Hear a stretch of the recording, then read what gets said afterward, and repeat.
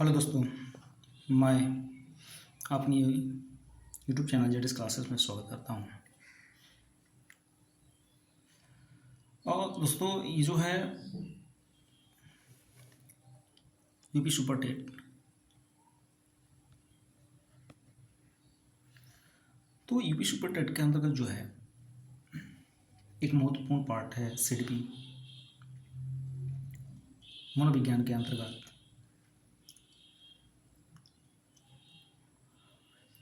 बच्चों के या जो व्यक्ति होते हैं उनके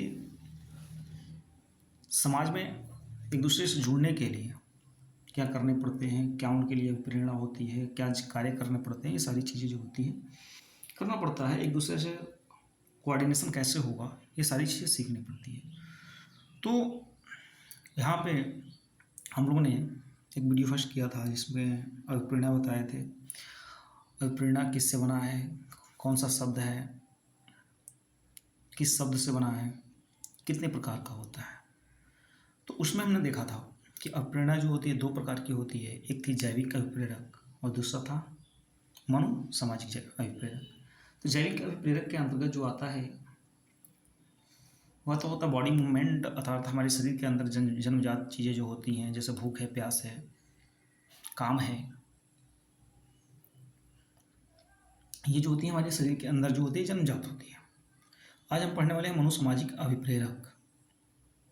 तो जो मनोसामाजिक अभिप्रेरक होता है, यह अभिप्रेरक अधिकांशतः सीखे जाते हैं या अर्जित किए जाते हैं या ग्रहण किए जाते हैं। मतलब मनोसामाजिक, समाज से क्या हमें सीख मिलती है, समाज से क्या हम ग्रहण करते हैं, समाज के अंतर्गत क्या क्या एक्टिविटियाँ होती है, समाज के लोग किस प्रकार से रहन सहन, एक दूसरे से जुड़ना, एक दूसरे के अंतर्गत लीडरशिपिंग करना, ये सारी चीज़ें हमें क्या करनी पड़ती है, सीखनी पड़ती है। तो जो हमें समाज से सीखने पड़ते हैं या अर्जन करने पड़ते हैं या ग्रहण किया जाता है, उसको क्या कहते हैं, मनोसामाजिक अभिप्रेरक के अंतर्गत कहते हैं। मनोसामाजिक अभिप्रेरक जो होता है वह सामाजिक अभिप्रेरणों को अर्जित करने में सामाजिक समूह, अब इसमें सामाजिक समूह की ज़रूरत होती है। हम अकेले समाज से ग्रहण नहीं कर सकते। समाज के मतलब लोगों के बीच रह करके, तो उसमें क्या होता है, परिवार होगा, पड़ोस होंगे, मित्रगण होंगे, संबंधियों का बहुत बड़ा योगदान होता है। यही जो होते हैं हमें समाज के अंतर्गत रहने, चलने, सीखने, फिरने, ये सारी कार्यों को क्या करते हैं, सिखाने का काम करते हैं। अभिप्रेरक जो होता है ये जटिल रूप है, जो अब बहुत ही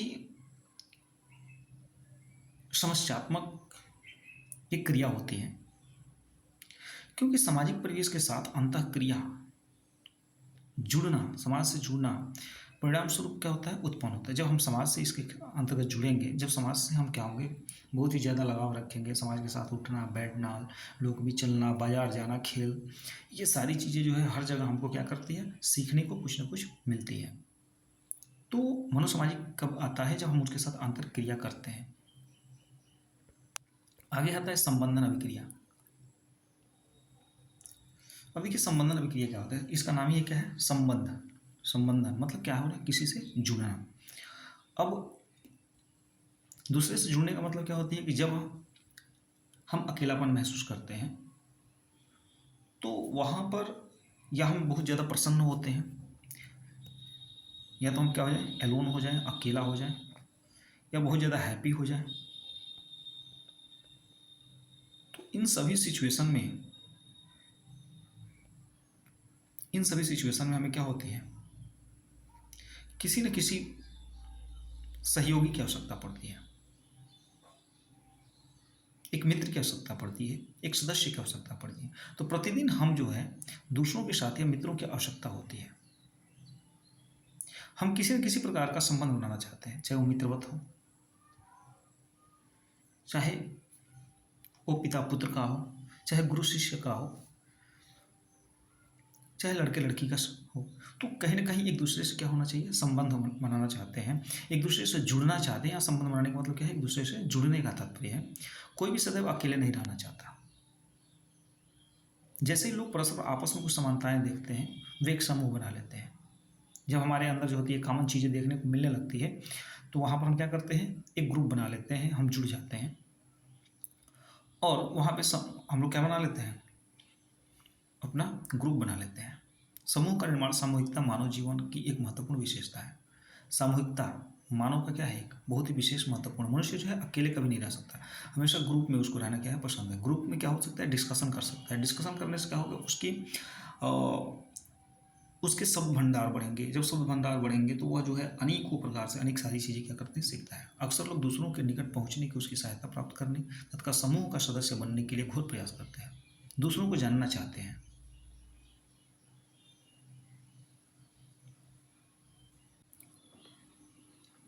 उसके बाद क्या होता है कि मनोवैज्ञानिक रूप में उनके निकट आने की चाह को संबंधन कहते हैं। मनोवैज्ञानिक रूप से उनके निकट मतलब किसी के पास किसी बहाने से क्या करना, जाना,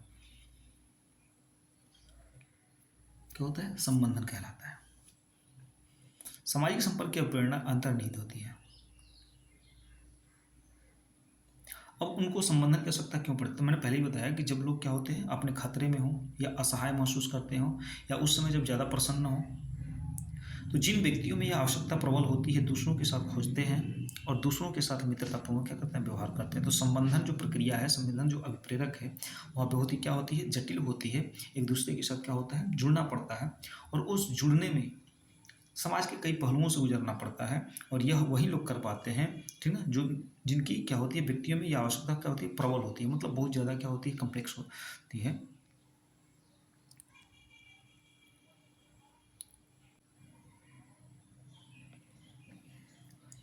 नेक्स्ट टॉपिक होता है आपका शक्ति अभिप्रेरक। क्या होता है, तो शक्ति अभिप्रेरक में क्या होता है कि लोग जो है अपने शक्ति का, अपने आप को दिखावा करने का, अपने आप के आकर्षण केंद्र को बनाने का, अपनी तरफ ध्यान केंद्रित करने के लिए क्या करते हैं, इसका ये होता है शक्ति अभिप्रेरक। देखिए, शक्ति की आवश्यकता क्या होती है, व्यक्ति की वह योग्यता है जिसके कारण वह दूसरों के संवेगों एवं व्यवहारों पर अभिप्रेत प्रभाव डालता है। मतलब दूसरे के संवेग जो है, जो जो उसके अंदर इमोशन है और उसका जो बिहेव है, उसके ऊपर अपना क्या करता है, छाप छोड़ता है। मान लीजिए कोई व्यक्ति जो है बहुत प्यासा है, आप जो उसको पानी पिला दिए।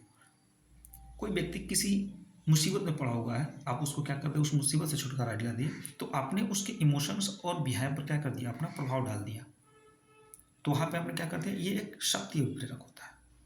शक्ति अभिप्रेरक के विभिन्न लक्ष्य हैं, क्या है, देखिए, प्रभाव डालना, कंट्रोल करना, सम्मत करना, नेतृत्व लीडरशिपिंग करना और दूसरों को क्या करना, मोहित कर लेना। जब आप क्या करेंगे, किसी के ऊपर प्रभाव डालेंगे, किसी के ऊपर कंट्रोल कर लेते हैं, किसी के ऊपर लीडरशिपिंग करते हैं, तो वह आप उसको क्या करते हैं, मोहित कर लेते हैं, वह आपकी हर बात मानने को तैयार होने लगता है।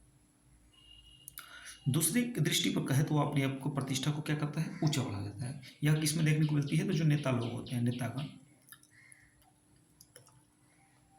नेता हो गए, क्रिकेटर्स हो गए, साथ ही साथ जो हो गए एक्टर हो गए, या सामान्य व्यक्ति भी, सामाजिक व्यक्ति भी हो सकता है।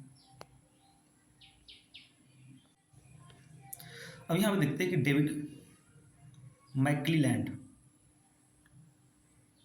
इन्होंने अपना बताया कि जो शक्ति अभिप्रेरक होती है उसको 4 सामान्य तरीके से बताया। पहले में उन्होंने क्या बताया कि जो व्यक्ति होता है, व्यक्ति की शक्ति या समर्थ का बोध प्राप्त करने के लिए अपने बाहर के स्रोतों का उपयोग करता है। बाह्य स्रोत, जैसे खेल के सितारों के बारे में कहानियाँ पढ़ करके या किसी लोकप्रिय व्यक्ति के साथ संलग्न होकर। कोई नेता आ गया, कोई एक्टर आ गया, देखते हैं कि जो व्यक्ति जो होता है इस प्रकार का होता है, शक्ति अभिप्रेरक करना पड़ता है। तो समाज में क्या होता है, कहीं नेता आ रहा है, उसके सजाकर फोटो खिंचा लेता है, या कोई अभिनेता आ गया या कोई सामाजिक व्यक्ति आ गया, तो वह जाकर के उसके साथ संलग्न हो जाता है, जुड़ता है, उसके साथ फोटो खिंचाता है, उसके साथ उठता बैठता है, तो वह अपनी क्या करता है, शक्ति को प्रदर्शन करता है। तो यहाँ पर प्रथम क्या है कि व्यक्ति की शक्ति सामर्थ्य का बोध प्राप्त कराने के लिए बाह्य स्रोत का उपयोग करता है। दूसरा बताया गया कि शक्ति का बोध अपने भीतर के स्रोतों द्वारा भी किया जा सकता है। अब कैसे किया जा सकता है, ये जो किया जाता है अपनी आवेग और अंतः प्रेरणाओं पर नियंत्रण किया करके, अपनी आवेग और अंतः प्रेरणाओं पर नियंत्रण करके भी क्या किया जा सकता है, शक्ति प्रदर्शन दिखाया जा सकता है। तीसरा होता है कि कुछ व्यक्तिगत स्तर दूसरों पर प्रभाव डालने के लिए करता है। जैसे कोई व्यक्ति बहस करता है या किसी अन्य व्यक्ति के साथ इसलिए प्रतियोगिता करता है, कंपटीशन करता है कि उसको प्रभावित कर सके या उसको प्रति स्पर्धा दिखा सके। मतलब कोई व्यक्ति बहस कर रहा है, वहाँ पे एक दूसरे को क्या करते हैं, दबाने की कोशिश की जाती है कि हम क्या है, मजबूत हैं। तो यहाँ पर भी शक्ति का प्रदर्शन करते हैं। व्यक्ति किसी संगठन के सदस्य के रूप में प्रभाव डालने के लिए भी कार्य करता है। और यहाँ आप देख सकते हैं कि जैसे कि किसी राजनीतिक दल के नेता के रूप में वह राजनीतिक दल के तंत्र का उपयोग दूसरे को प्रभावित करने के लिए भी करता है। किसी भी तरीका किसी व्यक्ति की शक्ति और प्रेरणा के व्यक्ति में प्रमुख हो सकता है। तो हमने देखा कि हर जगह जो है अपना शक्ति प्रदर्शन कितने प्रकार से कर सकता है, 4 तरीके से कर सकता है। एक आता है उपलब्धि और प्रेरक। उपलब्धि क्या होती है? जब हम बेटर काम, जब हमारा बेटर रिजल्ट आने लगता है, जो हमें अचीवमेंट होती है, तो उसके अकॉर्डिंग हम क्या करते हैं, काम करते हैं। आपने देखा होगा कुछ विद्यार्थी परीक्षा में अच्छे अंक या श्रेणी पाने के लिए कड़ी मेहनत करते हैं या दूसरों के साथ स्पर्धा करते हैं, क्योंकि अच्छे अंक या श्रेणी उनके लिए क्या होती है, उच्च शिक्षा और बेहतर नौकरी का मार्ग प्रशस्त करती है। तो ये क्या होता है, जब अच्छी नौकरी मिल जाती है तो उनको क्या होता है, एक उपलब्धि प्राप्त होती है। जब उपलब्धि प्राप्त होती है तो उसके अनुसार जो है हम क्या करते हैं, कार्य करने लगते हैं। देखो, उत्कृष्टता के मापदंड को प्राप्त करने की आवश्यकता, उत्कृष्टता मतलब बेटर मापदंड को प्राप्त करने की आवश्यकता उपलब्धि अभिप्रेरक कहलाती है। जितना हम उत्कृष्ट मापदंड को तय करेंगे उतना ही हमारी क्या होगी, उपलब्धि और प्रेरक मजबूत होगी।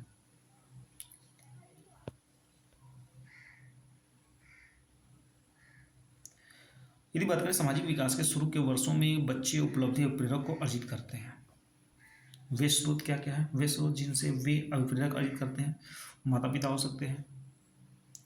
यदि माता पिता का बिहेव अच्छा है, बात विचार अच्छे हैं, तो बच्चा जो है वैसे ही व्यवहार करेगा।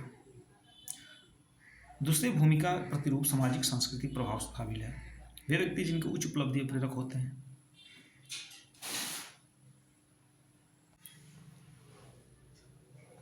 कभी क्या होता है कि जिज्ञासा एवं अन्वेषण मतलब खोज, ये भी जो है जिज्ञासा एवं अन्वेषण क्या है, अन्वेषण मतलब खोज। कभी कभी हम ऐसे कार्य करते हैं जो हमें क्या होता है, कोई स्पष्ट लक्ष्य नहीं होता है, लेकिन बस हम उस कार्य को करते जाते हैं। जैसे आज के डेट में मान के चलिए हमें फेसबुक, इंस्टा चलाते हैं, लेकिन इसका कोई मेन मोटर नहीं है, मेन फोकस नहीं है, लेकिन फिर भी क्या करते हैं, हमें आनंद आता है, हम चलाते जाते हैं। तो किसी विशिष्ट पहचान वाले लक्ष्य के बिना कार्य करना एक क्या है, अभिप्रेरणात्मक प्रवृत्ति है। अब इससे क्या होता है, तो हम जो कार्य करते हैं उनमें नए हमें अनुभव प्राप्त करने की इच्छा होती है, सूचनाएं प्राप्त करने में प्रसन्नता की अनुभूति होती है, इत्यादि जिज्ञासा के संकेत हैं। तो ये हुआ जिज्ञासा और अन्वेषण, मतलब बिना किसी लक्ष्य के कार्य को करते हैं फिर भी आनंद आने लगता है, लेकिन उसमें क्या होता है, ये भी एक अभिप्रेरणात्मक प्रवृत्ति होती है जिससे हमें एक नए अनुभव प्राप्त होती है, सूचनाएं प्राप्त होती है, जिज्ञासा होते हैं। जिज्ञासा उन व्यवहारों का वर्णन करती है जिनका मुख्य अभिप्रेरक उनके क्रियाकलापों में प्रतीत होता है। ये क्या देखते हैं, मैस्लो का आवश्यकता पदानुक्रम। मैस्लो ने एक अपना सिद्धांत दिया और उन्होंने बताया कि मानव प्रेरणा के संबंध में कई मत हैं।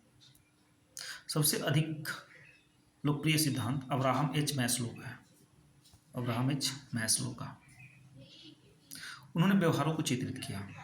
व्यवहार को कैसे चित्रित किया, तो उन्होंने एक सिद्धांत दिया और वह सिद्धांत जो था अब्राहम मैस्लो का आत्मसिद्धि का सिद्धांत। मैस्लो का जो सिद्धांत है वह मैस्लो का मॉडल एक पिरामिड के रूप में है।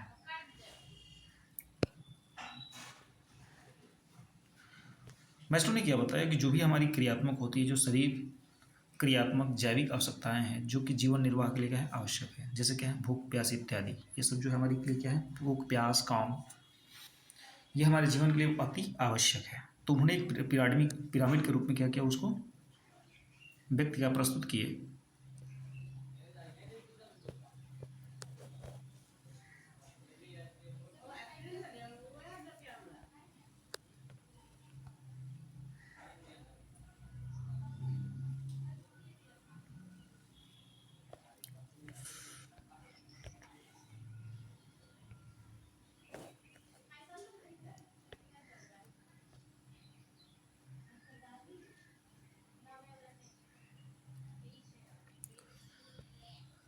देखिए मैस्लो ने जो अपना पिरामिड प्रस्तुत किया, उन्होंने बताया कि हमारी क्या होती है, शरीर क्रियात्मक आवश्यकता होती है। शरीर के लिए क्या होती है, कुछ आवश्यकताएं होती है, जैसे भूख है, प्यास है, और जैसे मान लीजिए हम कह सकते हैं रोटी, कपड़ा, मकान, आवास, ये सारी चीज़ें जो है हमारी आवश्यकता है। तो यदि जब हमारी आवश्यकताएं पूरा, जब ये सारी आवश्यकताएं पूरी होने लगती है मैस्लो के अनुसार, तब हमें क्या होती है, सुरक्षा की आवश्यकता होती है, सिक्योरिटी। हम अपने आप को सिक्योर समझने लगते हैं, अपने आप की सुरक्षा ढूंढने लगते हैं। जब अपने आप को सुरक्षा की आवश्यकता हमें लगने लगती है, तो फिर हमें अंदर क्या होती है, आत्मीयता होनी चाहिए। अब उनको लगता है कि नहीं, हमें आत्मीयता होनी चाहिए। जब आत्मीयता आ जाती है, तब उनको लगता है कि हमें समाज से किसकी आवश्यकता है, सम्मान की आवश्यकता है। वो समाज में सम्मान ढूंढने लगते हैं, और जब उनको समाज में सम्मान मिलने लगता है, तो लास्ट में क्या होती है, आत्मसिद्धि की आवश्यकता होती है। तो आत्मसिद्धि की आवश्यकता का जो सिद्धांत दिया था, वो दिया था अब्राहम मैस्लो ने। उन्होंने क्या दिया, 5 स्टेप में बताया। पहला शरीर क्रियात्मक की आवश्यकता, दूसरा सुरक्षा की आवश्यकता, तीसरा आत्मीयता, चौथा सम्मान, और पांचवा आत्मसिद्धि मिलती है लास्टली में।